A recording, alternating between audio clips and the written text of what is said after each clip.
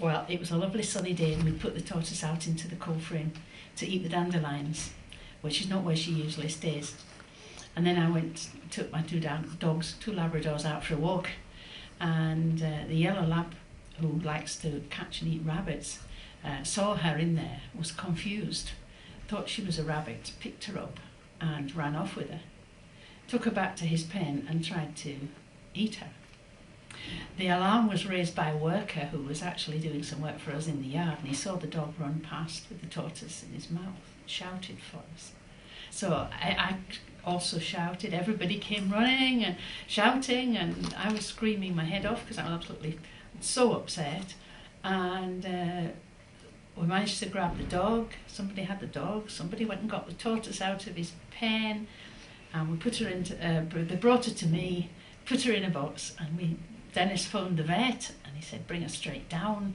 We dashed down to the vet with her, and our local vet did what he could, but he didn't have enough of the expertise and the equipment to really deal with her, so she came here. We see lots of dog attacks on tortoises, very, very common indeed. Some aren't quite so lucky as Gertrude in terms of the level of damage they get, but it's a very common thing you see with captive tortoises.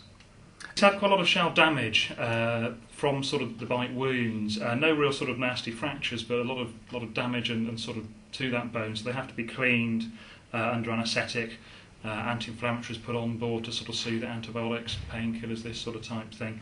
And she actually had a feeding tube put in place, so we could give her supportive food and fluids and drugs while she was recovering.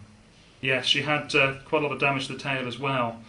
Which obviously is a soft part that they can get hold of. Quite a lot of damage can go on there, so that had to be cleaned, and they need to be stitched up as well to get that to heal. And we can see damage to limbs and things as well in other tortoises with bite wounds as well, so it's not just the shell that suffers.